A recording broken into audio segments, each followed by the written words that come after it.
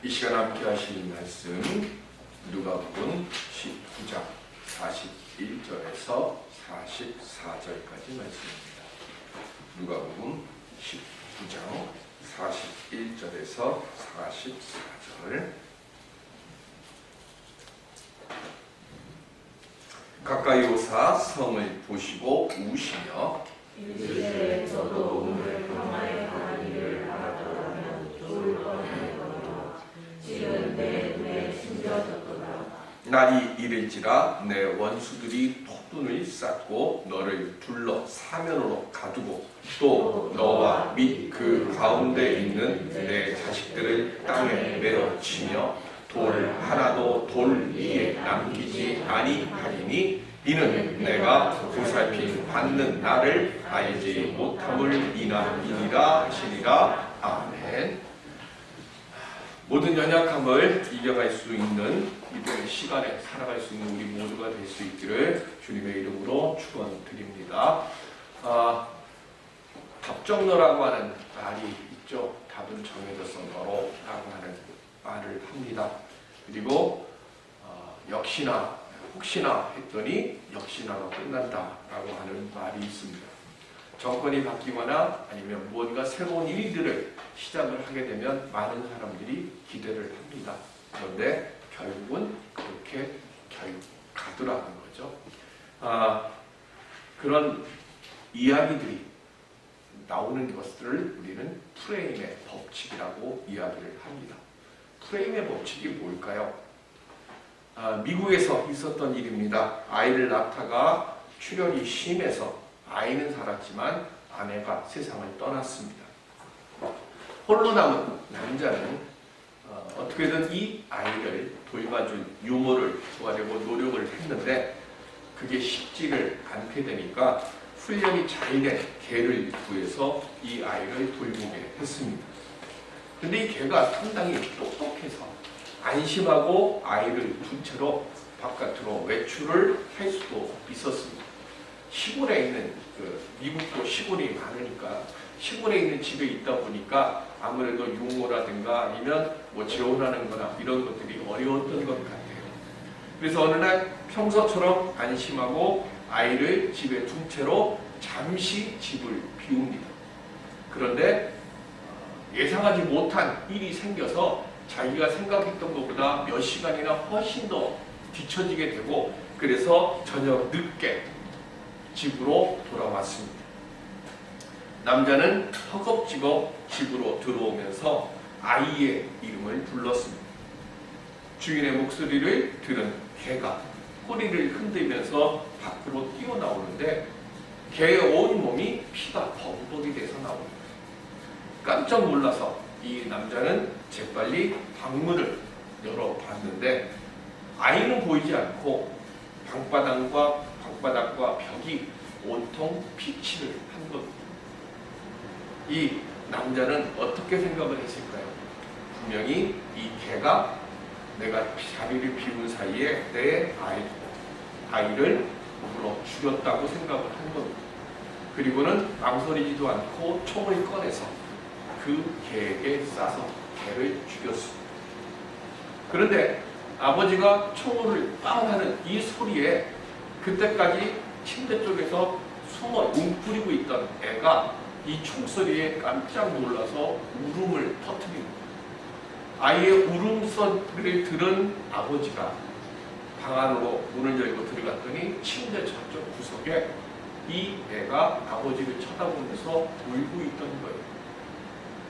그리고는 이 남자는 다시 바깥으로 나옵니다.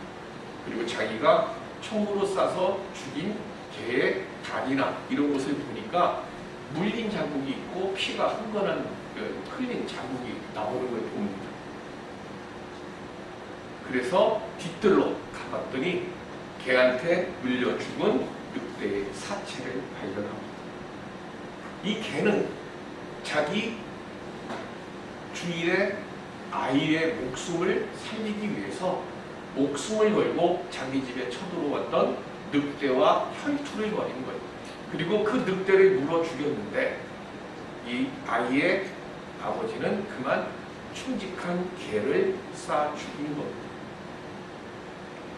똑같은 상황이라도 어떤 틀을 갖고 상황을 해석하느냐에 따라서 우리들의 행동이 달라집니다. 그걸 프레임의 법칙이라고 합니다. 우리나라 한 정치 상황이 대표적인 이 프레임의 법칙의 표본입니다. 어떤 이야기를 해도요, 서로 자기들의 진영에 있는 이야기, 자기들의 진영에 가지고 있는 생각으로 거기에다 모든 걸 다 갖다 맞춰야 돼요. 그러니까 이쪽에서 어떤 이야기를 하면 그것에 대해서 아 좋구나, 긍정적이구나, 뭐 이렇게 지치적이구나 이 생각하는 게 아니라 그 말 속에서 어떻게든 간에 반론할 거리를 생각하고 그 반론할 거리들을 찾아내서 그걸 가지고 이야기를 합니다. 그러니까 대화를 하면 할수록 뭐가 올라가는 거예요? 앵그리지스가 올라가는 거예요.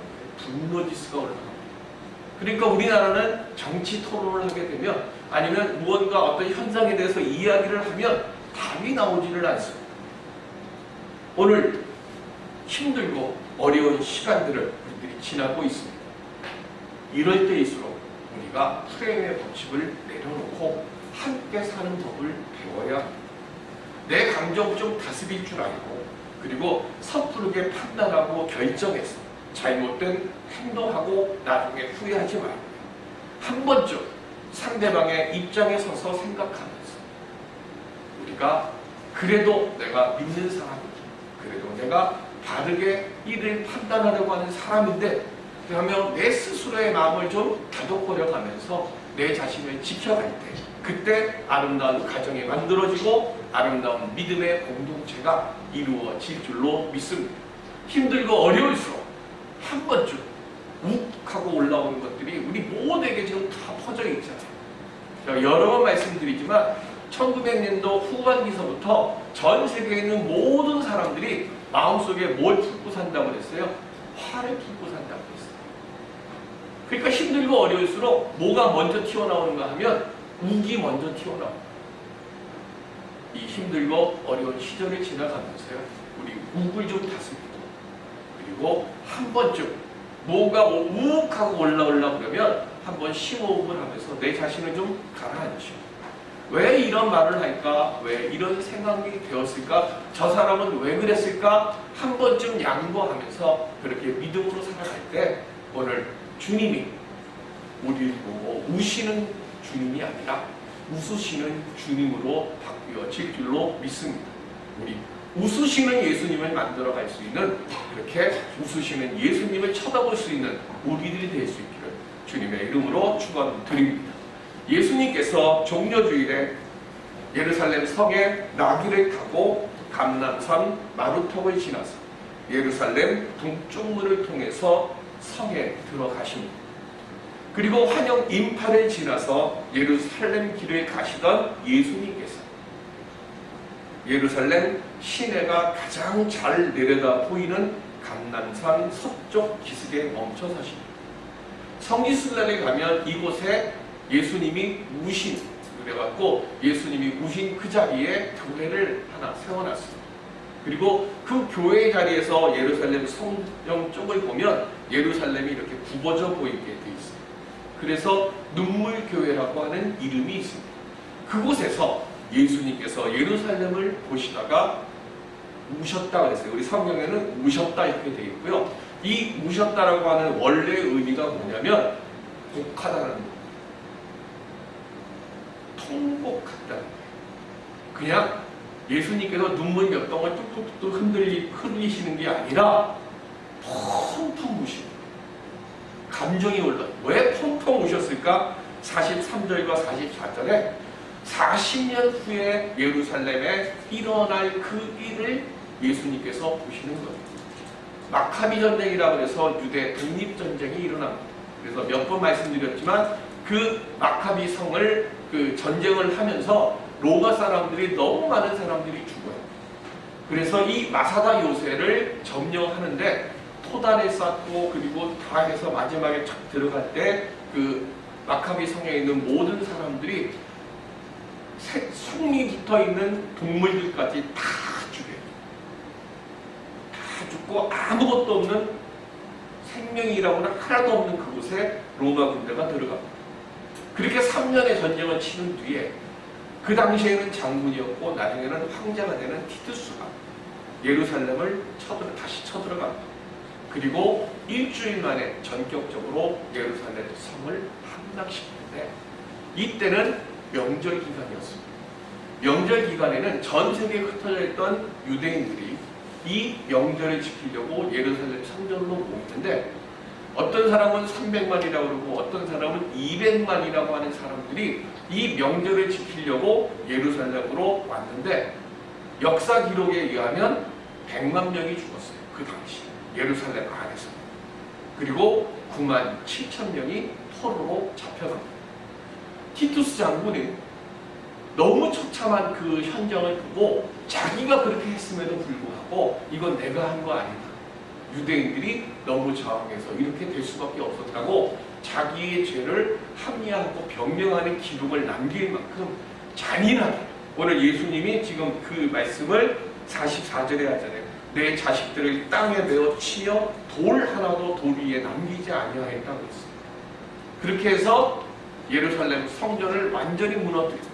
그리고 뭐만 남았어요? 지금 우리 예루살렘에 가면 통곡의 벽이라고 하는 그 벽만 남겨놓고 예루살렘 성전 안에 있는 모든 집기고 뭐고 아무것도 남겨놓지 않고 그걸 다 폐허로 만듭니다. 그 유다 독립 전쟁 때문에 예루살렘이 폐허가 되는 그 모습을 보시고 예수님께서 통곡하시면서 오늘 본문에 보면 42절에 이르시되 너도 오늘 평화에 관한 일을 알았더라면 좋을 뻔하였거니와 이렇게 말씀합니다. 무슨 뜻일까요? 예루살렘 뜻이 뭐죠? 평화의 도시, 평화의 도성입니다. 그러면 평화의 도시에 사는 사람들은 뭐에 대해서 잘 알아야 돼요?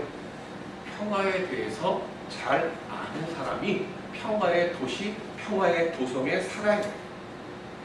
하나님으로부터 거기다가 이 예루살렘은 지극히 복된 영적 특권을 받아 누린 성읍입니다. 거룩한 하나님의 전이 있었고 제사장들이 있었고 수많은 선지자들이 피를 흘리면서도 진리의 말씀을 전했던 곳입니다. 예수님께서 예루살렘 성에 들어올 때 호산나를 외치고 예수님을 환영했던 사람들이 누굴까요? 이 사람들은 예루살렘 성에 살던 사람들이에요. 지금 무슨 절기예요? 예수님 들어오실 때가 6월절 절기입니다. 명절에 전 세계에 흩어져 있던 사람들이 예루살렘 성전으로 모여오는 거예요. 그런데 이 사람들이 예수님에 대한 소식을 알아요. 몇 달 전에 죽었던 나사로를 다시 살리신 이야기까지도 알아요. 그러니까 이 사람들이 예수라고 하는 분이 오시면 무언가 새로운 역사가 일어날 거라고 기대를 한 거예요. 자기가 사는 곳은 여기 아니에요. 예루살렘은 아니에요. 다만 이 사람들은 언제나 언제든 이 예루살렘에 들어와서 살기를 원하는 사람들이에요. 왜? 나라를 빼앗겨서 지금 여기 살지 못하고 전 세계로 흩어져가 있는 거니까 만약에 내 나라가 국력을 회복하고 내 나라에서 내가 원 없이 하나님께 예배를 드리고 누군가에게 내가 지배를 받지 않는 세상이 되면 나는 이 나라로 와야지, 그 마음을 가지고 있었어요. 그런데 예수님에 대한 소문이 들려요. 그러니까 이 사람들이 겉옷을 벗고 종려나무 가지를 들고 휘두르며 호산나를 외친 거예요. 이 사람들은 프레임이 없는 사람들이에요. 그런데 예루살렘 성에 있는 사람들은 어땠습니까? 종교 지도자들, 제사장들이나 바리새인들이나 율법학자나 서기관들은 예수님을 어떻게 합니까? 죽이려고 했어요. 예루살렘 성 안에 있는 사람들은 예수님을 어떻게 하든 간에 죽이려고 하는 이 지도자들과 같이 오해가 있었고 불신에 사로잡혀 있었습니다. 예수님을 환영하던 사람들은요, 명절이 끝나면 다시 자기가 있는 곳으로 돌아가야 되는 거예요. 그런데 누가 문제입니까? 예루살렘 성 안에 머물러 있는 사람들이 문제. 이들은 프레임의 법칙에 딱 사로잡혀 지내고 있습니다. 메시아에 대한 답정너의 생각에 딱 굳어 있어요. 그래서 자신들이 바라고 원하는 모습의 메시아를 정해놓고 예수님을 인정하지 않고 오히려 예수님을 핍박하고 십자가에 못 박아 죽였습니다. 왜요? 누가복음 19장 46절. 시작. 그들에게 이르시되 기록된 바 내 집은 기도하는 집이 되리라 하였거늘 너희는 강도의 소굴을 만들었도다 하시니라. 아멘. 예수님께서 왜 성전을 정화하셨을까요? 하나님의 집은 기도하는 집인데 장사꾼들만 오글거리고 있는 현실을 개판하셨기 때문입니다. 그러면서 예수님이 뭐라고 말씀하셨어요? 강도의 소굴이라고 했어요. 강도가 누구죠? 강도는 집에 주인이 있어요. 주인이 있는데 집에 쳐들어가고 주인을 묶어놓고 아니면 주인을 위협하고 그래서 내게 필요한 물질이나 무언가를 내놓으라고 협박해서 취하는 거예요. 그래서 내 마음대로 주인을 움직이려고 하는 사람이 주인 아닌 사람이 주인인 척 행세하는 것, 이게 강도입니다. 그러면 지금 예수님께서 하시는 말씀이 하나님의 저는 누가 주인이에요? 하나님이시죠. 근데 하나님의 집의 주인인 하나님 대신에 사람이 주인이 되면 그거는 뭐가 되는 거예요? 강도의 소굴이 되는 거예요. 자, 우리의 주인은 누구냐? 예수 믿는 우리들은. 사도 바울이 고린도서에서 말씀하셨잖아요. 너희는 거룩한 하나님의 전이라. 그러면 우리의 주인은 하나님이셔야 돼요. 근데 우리 마음 속에 돈이 지배하고 욕심이 지배하고 그리고 혈기가 지배하면 우리는 강도의 소굴이 되는 겁니다. 강도의 소굴이 되다 보니까 하나님께서 주시고자 하시는 평화를 깨닫지 못하고 결국엔 예수님을 십자가에 못 박아 죽인 겁니다. 그러면서 지금 오늘 본문 44절 맨 마지막 부분에 보면 일어나 44절. 자, 맨 밑에 세 번째 줄 이는 시작. 이는 내가 보살핀 받는 나를 알지 못함을 인함이라 하시니라. 아멘. 여기 보살핀이라고 하는 이 말의 헬라어가 에피스코페입니다.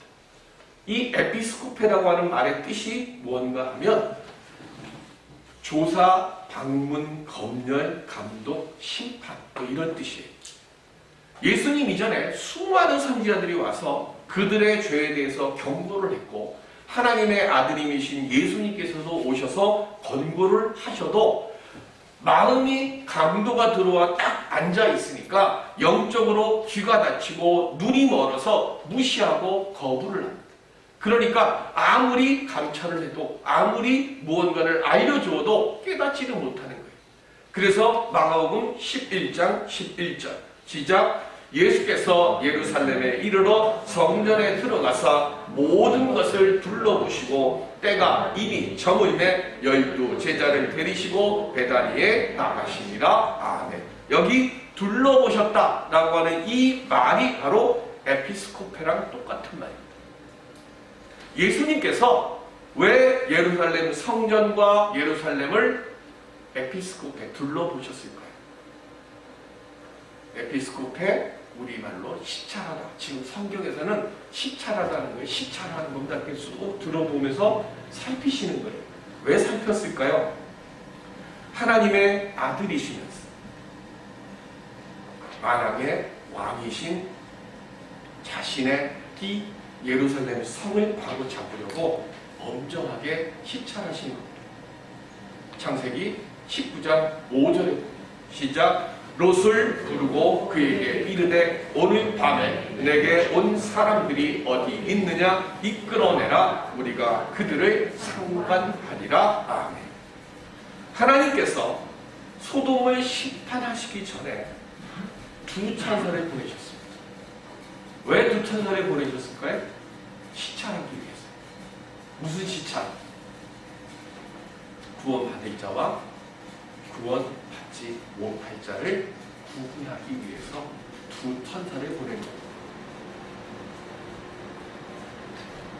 롯은 천사를 알아봤습니다. 그래서 자기 집에 모셔드렸습니다. 그리고 대접을 합니다. 그런데 소돔 사람들은 알아보지 못했고 강도의 마음으로 롯의 집을 찾아가서 난동을 부렸습니다. 우리가 오해하고 있는 말 중에 하나가 이 상관하다라는 거예요. 우리는 이걸 가지고 동성애라고 해서 여태까지 우리는 그렇게 하고 결국 동성애를 하면 하나님께서 유황불을 내려서 심판하신다. 우리 이렇게 얘기를 했습니다. 그런데 히브리어 원어를 들어가 보면 이 상관하다는 동성애라는 뜻이 아니에요.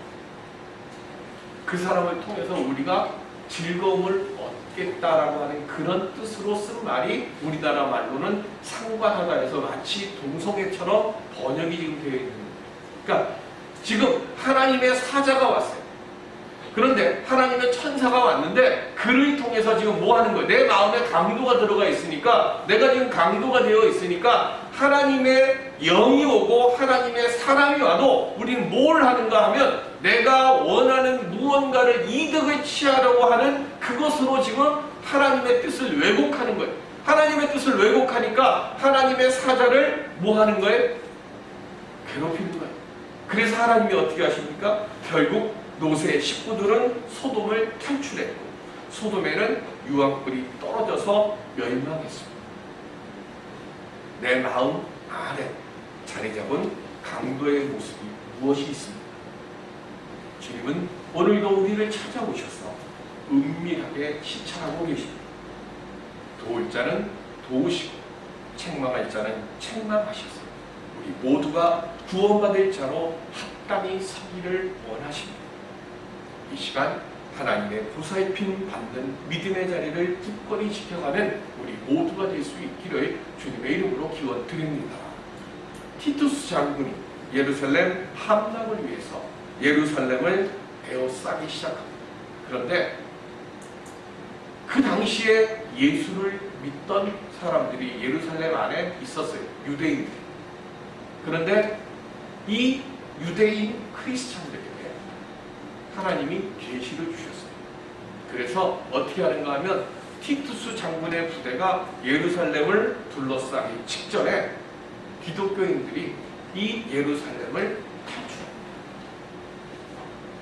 하나님께서 계시를 주시는데 어떻게 하는가 하면 요단강 건너편 펠라라고 하는 성이 있는데 그곳으로 피난하라고 계시를 하고요. 그날 하루에 마치 6월절에 다 뛰어나왔던 유대인들처럼 이스라엘 사람처럼 유대인 크리스찬들이 그 하루에 예루살렘을 전부 다 빠져나와가지고 펠라성으로 다 가고 난 뒤에 그 다음부터 티투스 장군이 공격을 시작합니다. 이거를 초대 기독교 학자인 요세비우스는 자기 책에서 이렇게 기록합니다. 그리스도를 믿는 사람들이 모두 예루살렘을 떠나 거룩한 사람들이 이 왕도와 온 유대 땅을 완전히 벗어났을 때 그리스도와 그의 사도들에게 가한 유대인의 죄악으로 인한 하나님의 공의가 유대인들에게 임하여 그 악인들의 세대를 땅에서 완전히 멸망시켰다. 사도 바울이 뭐라고 하셨어요? 고난이 올 때 하나님은 모두 같이 주신다고요? 피할 길도 마련해 주신다고 했습니다. 우리가 왜 기도해야 하고요? 우리가 왜 하나님의 말씀에 귀를 기울여야 됩니까? 하나님은 우리가 힘들고 어려울 때마다 우리에게 계시로 말씀하세요. 우리에게 피할 길을 알려주세요. 그래서 우리가 뭐 해야 돼요? 귀가 닫히면 안 돼요. 우리 마음이 강도가 들어와서 주인 행세하면 안 돼. 강도가 들어와서 주인 행세를 하면 하나님이 주시는 그 계시의 말씀이 안 들려요. 그래서 우리의 마음이 열려야 되는 거예요. 큐티가 왜 소중합니까? 내 자신을 깨부려요. 내 자신을 깨뜨리고 내 자신을 내려놓는 연습을 매일 하면 내게 들리시는 하나님의 음성이 내 귀에 들려지게 됩니다. 한 번에 되지 않습니다. 왜 내 기도는 응답되지 않습니까? 만약에 하나님께서는 우리의 기도를 다 듣고 계십니다. 다만 하나님의 때에 우리에게 필요한 것들을 우리들에게 허락해 주십니다. 코로나19로 인해서 많은 사람들의 믿음이 흔들리고 있고 구원의 문이 좁아지는 불신 세상이 깊어지고 있습니다. 예수님께서 지금 우리의 모습을 보시면서 눈물을 흘리고 계십니다. 이럴 때일수록 우리는 더욱더 주님을 가까이 해야 할 줄로 믿습니다. 위기의 순간, 어려움에 빠질 때일수록 내가 주인이 되지만 하나님께서 내 마음의 주인이 되시도록 내 스스로를 기도하는 집이 되도록 만들어가는 우리 모두가 될 수 있기를 바랍니다. 우리가 그렇게 믿음으로 주님 앞에 서려고 할 때 주님께서 우리에게 피할 길을 내어주시고 하나님의 뜻을 통해 구원 받는 자로 부끄러움 없이 살아갈 수 있도록 우리와 함께해 주실 줄로 믿습니다. 힘들고 어려울 때가 오히려 더 주님 앞에 무릎 꿇고 주님의 음성의 귀를 열어서 주님이 우리에게 주시고자 하시는 은혜의 길을 발견할 수 있는 복된 시간으로 바뀌어지는 역사가 일어나는 은혜의 시간이 되도록 주님께서 우리와 함께 주실 줄로 믿습니다. 오늘 내가 힘들고 내가 가장 어려운 것이 무엇이 있습니까? 그건 주님 앞에 내어드리고 주여 이 문제가 주의 뜻 안에서 온전히 해결되도록 함께 주옵소서 고백하며 그래서 우리를 보고 웃으시는 주님이 오셔서 너의 기도를 통해 너의 삶 속에 기쁨과 감사와 소망이 넘쳐나는 그런 은혜의 삶을 살았다라고 칭찬받고 인정받을 수 있는 그런 믿음의 내려놓음을 갖고 살아가는 우리 모두가 될 수 있게 주님의 이름으로 축원드립니다. 기도하겠습니다.